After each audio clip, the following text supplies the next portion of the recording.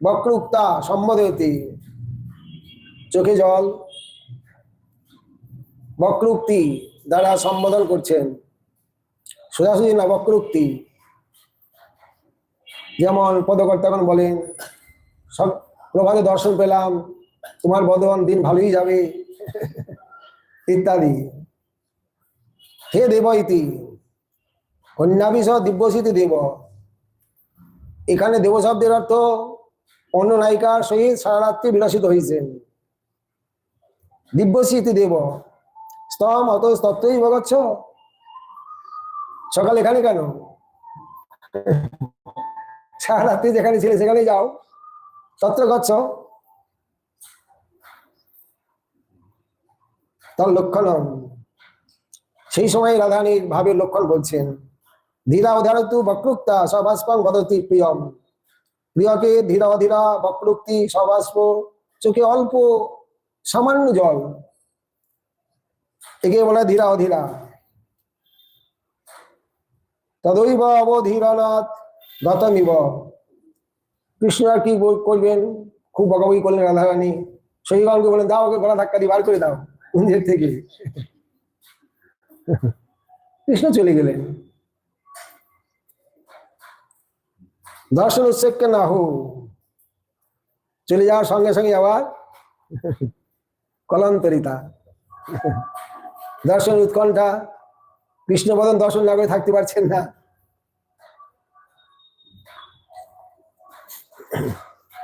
তাই হে দ্বৈত তন্তু মে প্রাণ দ্বৈত কথং তক্ষসে,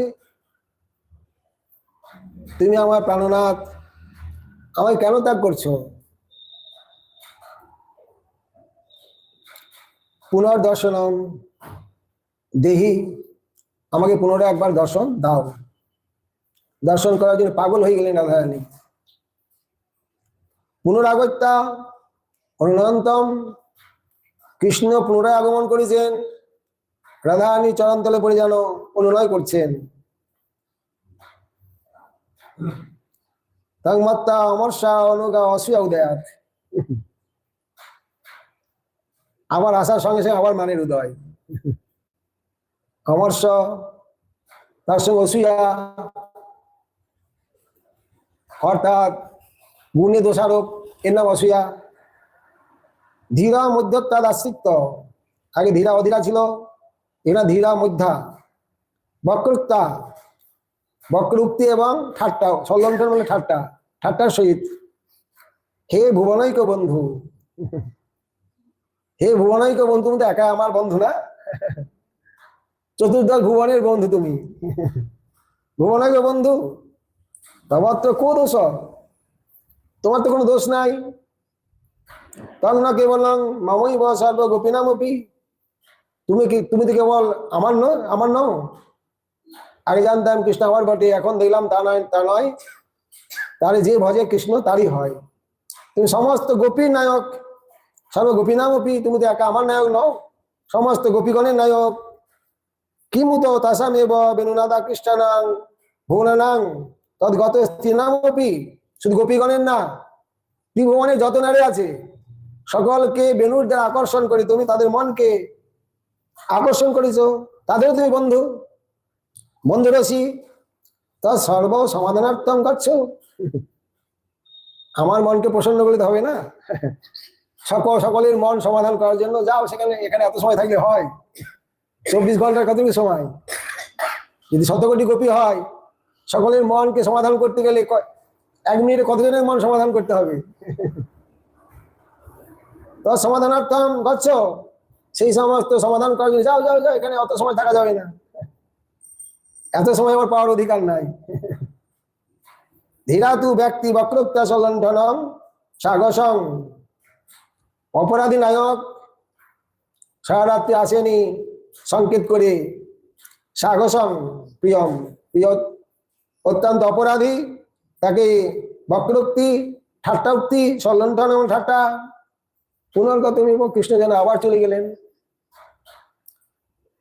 অনুগত মত্তাম মত্তাক্ষ ভাব উদয়, হে কৃষ্ণ হে শ্যাম সুন্দর চিত্ত আকর্ষক, আবার সেই কলন্তরিতা। চিত্তং হৃত্যা ত্রাহিতা কিং মে মানে ন তার সক্রিয় দর্শন দেহি। তুমি আমার মনকে হরণ করেছো, মানে আমার কি প্রয়োজন, একবার দর্শন দাও। পুনরাগত্য, আবার এসেছেন কৃষ্ণ। প্রিয়ে ময়া বহিরেব চিত্তং না কুত্রাভি গচ্ছ। হে প্রিয়া, আমি একটু বাইরে কুঞ্জের বাইরেই ছিলাম, দাঁড়িয়েছিলাম, কোথাও যাই নাই আমি। প্রসিদ্ধ তু অনুনয়স্তমি এবার কৃপা করো। অনুনয় বিনয় করতে লাগলেন।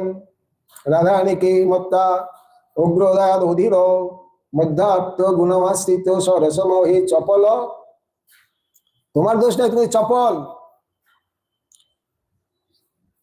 বল্লভী বৃন্দ ভুজঙ্গ পরস্ত্রী চৌর গচ্ছ গচ্ছ। আবার অধীরা পরশৌরী বাক্য নিরস্ব বল্লভ রুষেতি। রাধা নিরুষ্ট বাক্য শ্রবণ করে আবার চলে গেলেন। পুনর্গতমিব মত্তা হন্তব ধীরনাথ গতয়ং পুনঃ নৈষ্যতি দৈন্যদয়া স কাকু কহি করুণৈক সিন্ধু। কৃষ্ণ যেন আবার এসেছেন। তখন ধীর ভাবটা একটু শান্ত হয়েছে রাধারানীর। তখন কি বললেন, স কাকু প্রাহ, হে করুণৈক সিন্ধু, তুমি তো করুণার সিন্ধু। যদ্যপহমেব অপরাধিনী তথাপি তম করুণা কো বলত্তা দর্শনম। যদি আমি অপরাধী, তুমি অত্যন্ত করুণ, সেই করুণা বলে আমাকে একবার দর্শন দাও। তৎপুনরাগতম প্রিয়ে কিমিতি মধুমানিন মাং কদর্থয়সি। রাধারানী বারবার মান করে আমাকে কদর্থনা করছে কেন? প্রসিদ্ধ, প্রসন্ন হও। কৃষ্ণ বারবার অনুনয় বিনয় করতে লাগলেন। বদন্তি ইব অমর্ষা অনুগান অবৈত্য উদয়াত। রাধারানী কথা বলছেন না। ধীর ও প্রগল্ভা গুণমাশ্রিত্য। ধীর এবং প্রগল্ভ দুটি ভাব। ধীর মানে একটু শান্ত, প্রগল্ভ মানে অত্যন্ত চতুর। সৌদাসীন্য বাহ হে নাথ কিন্তু ব্রজবাসী নাং নো রক্ষিতাংসি কা নাম হত ধীতাং ন সংবাসতে।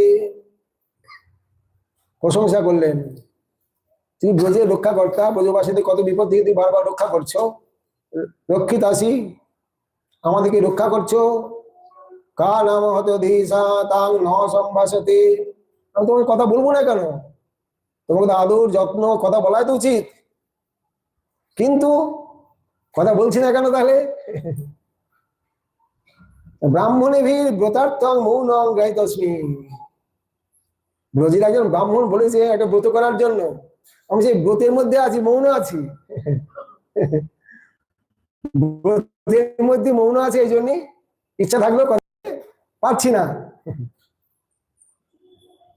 মৌন গাইতস্মি, আমি মৌন গ্রহণ করে আছি। তৎ ক্ষন্তব্য, আমায় ক্ষমা করি, আমার কথা বলার এখন হচ্ছে না, কথা বলতে পারছি না, এটাই আমার অপরাধ, মম অপরাধ। তার লক্ষণ উদাস্তি সুরতে ধীরা সবহিত্যা চ সাদরী। এই যে অবহিত্যা ভাব, পুনর্গতমিব পুনরায় যেন চলে গেছেন মত্তা মুহুর নিরস্ত সৌ নিরস্বতী বাতি চাপল উদয়াত যদি কৃপয়া পুনর্দর্শন দদাতি। আবার চলে গেছেন কৃষ্ণ। এখন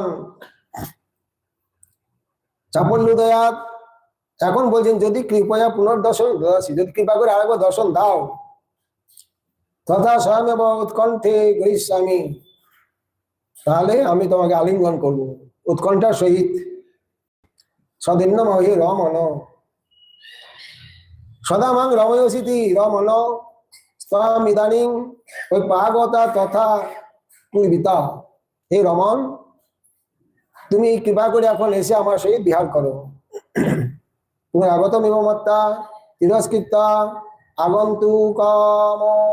আগন্তুকম অমর্ষ ভাবিন প্রবল সহজ উৎসিক্কেন আক্রান্ত অনন্তরং তদাশ্লেষয় প্রসারিত বাহু যুগলং তম লব্ধা। রাধারানী আবেশে যেন কৃষ্ণকে আলিঙ্গন করতে উঠেছেন, আলিঙ্গন করবেন, বাহ্যস্ফূর্তি ভাবে হচ্ছিল, সঙ্গে সঙ্গে বাহ্য বৃত্তি লাভ করলেন। ভাবে বলছিলেন আলিঙ্গন করতে যাবেন নায়ককে, এই সময় বাহ্য আবৃত্তি এসে গেল, বাহ্যিক ভাব এসে গেল। যাত বাহ্য স্ফূর্তি সবিক্রম হি নয়ন অভিরাম নয়নানন্দ কদা নুনে দৃশ পদম গোচর ভবিতাসী। হে নয়ন অভিরাম, হে নয়ন আনন্দ, কবে আমাকে দর্শন দেবে? আবার বিলাপ করতে লাগলেন। আয় ইত্যাদি খেদি শান্তির দশাংশী রাধা সঙ্গমাত্মাত্মনা মনোনয়ন্তমিব মত্তং প্রত্যমমর্ষদে গতমিব মত্তয়া সঙ্গমনা শিক্ষমন্যা যথাযোগ্যম কিয়ম। এইভাবে মহাপ্রভু বিলাপ করছেন।